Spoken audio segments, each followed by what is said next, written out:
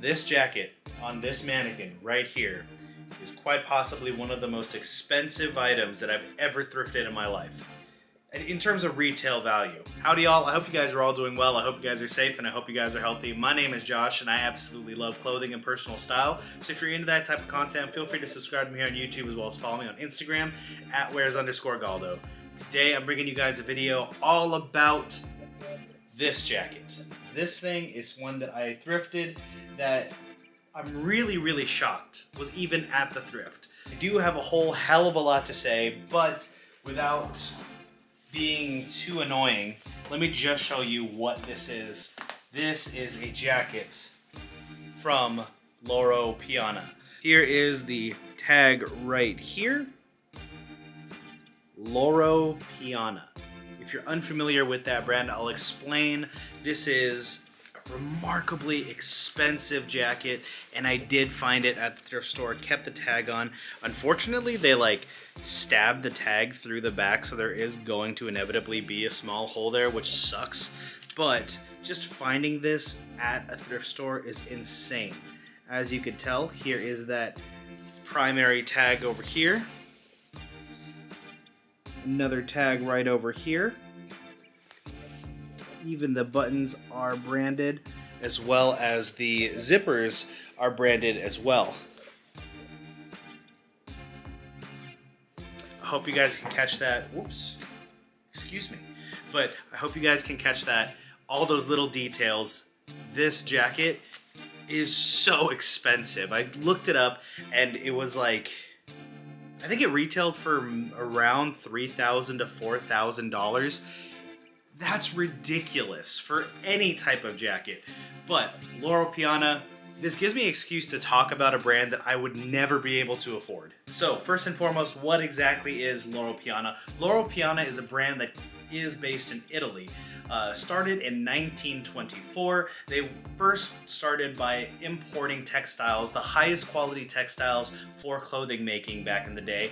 Was first run more so as kind of a family business, but has since then in more recent years become a part of LVMH, which also has Louis Vuitton, Dior, Off-White, so very much in the high luxury space. But the very distinct difference between Loro Piana and the rest of these high luxury brands is that Loro Piana is very particular in that they kind of stay in their own lane. They look very similar season to season. They pride themselves on being consistent and having just the best quality materials used, especially and particularly about their cashmere and wools. Just as a testament to how intense they are about garnering the rarest and highest quality materials for their garments, oftentimes for their cashmere, they'll get cashmere from baby goats in northern China and Mongolia. They'll get vicuña wool, vicuñas are an animal kind of similar to a llama that exists in the Andes Mountains, and those animals can only be sheared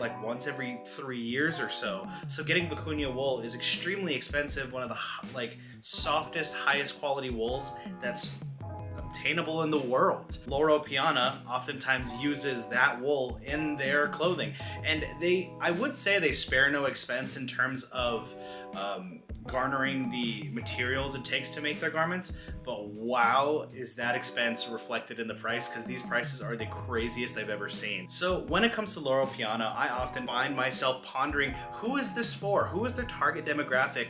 And oftentimes for Loro Piana and a lot of its associated brands, it's going to be the hyper rich, the hyper elite, the people who have exorbitant amounts of money, people who can really afford anything in the world, to be able to say that they can just wear regular everyday pieces of clothing that are just ridiculously expensive and are made from some of the finest materials that you can find on earth. I mean, even a baseball cap from Loro Piana is anywhere from I think $300, $400, $500, $600, depending on what it's made of. That's crazy for something so simple. But another demographic that this type of clothing really, I guess, appeals to is going to be people who are interested in old money aesthetic and quiet luxury.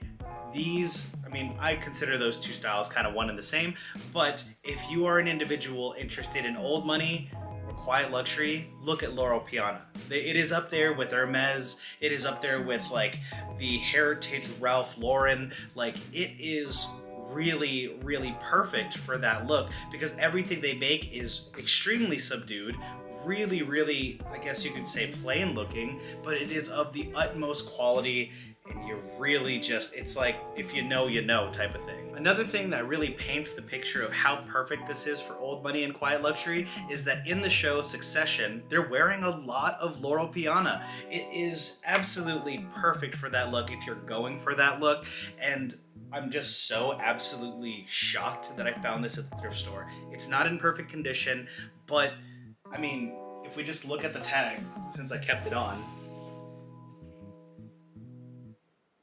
$32.49 for this jacket is kind of crazy when it retailed for, I'm pretty sure, like $3,400. It's kind of hard to relay quality through the lens of a camera simply because when it comes to this type of piece, the appreciation really is when you touch it, when you feel it, when you put it on.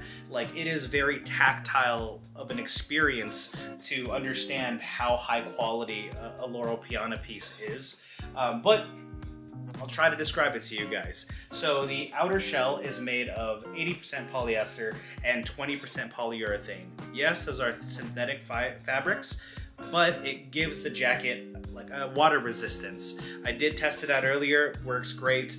And yeah, since this is supposed to be an outer shell and protect you from the rain, it's absolutely perfect for that. It has a detachable collar, which keeps your neck warm. The inner lining is made of 100% cashmere wool. I've had a lot of different pieces of cheaper wool, and a lot of wool gets super itchy, just feels super uncomfortable, but this wool is so fine. It feels so good against your skin. And for the most part, it's not really gonna be against your skin because you're gonna be wearing a shirt underneath this anyway, but just the little details like I showed at the beginning of the video where like everything is branded down to the buttons, to the zippers.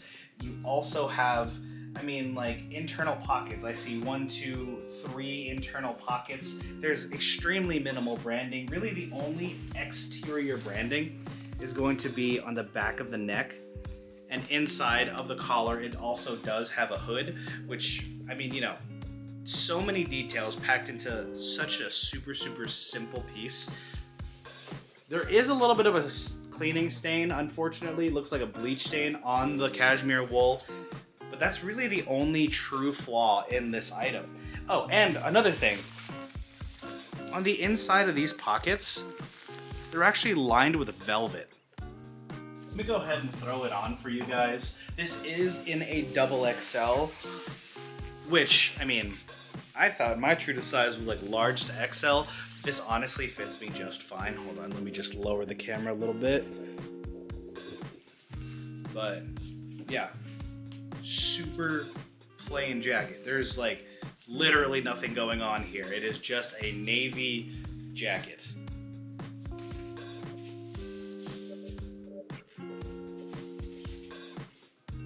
Let me readjust that height there. All right, so Loro Piana jacket, or Loro Piana as a whole, is it worth the price? For me personally, I can't say that it is. I'm really shocked to have found this at the thrift store, and I really want to document that I have found it at a thrift store because I really don't think that, like, just by word of mouth that I'll ever believe it if I ever just said it out loud. But yeah, for a jacket as plain as this, as good as it feels, as great as it is for its functionality and what it's intended to do, I would never spend retail price for this item. Like $3,400 for one jacket is just unfathomable for me personally, at least right now. That'd be nice one day to be so rich that I could spend that, but that's not in the cards for me right now. But if you are into quiet luxury, if you are into old money looks, definitely look at Loro Piana. Look at the secondhand market. They're still expensive, but it's cheaper than retail. But yeah, I will definitely be letting this go. Like, I still think it's one of my craziest thrift finds to date. But definitely let me know in the comment down below what you guys think. And let me know what you guys think about quiet luxury, old money. This is definitely a faction of like the trend cycle that I am not really a part of. And so feeling something like this, as high quality as it is just really fascinating to me, and I'm really happy to have gone through it and share that with you guys. But with that being said, thank you all so much for watching. I really appreciate your time, and I will catch you guys in the next video. Later.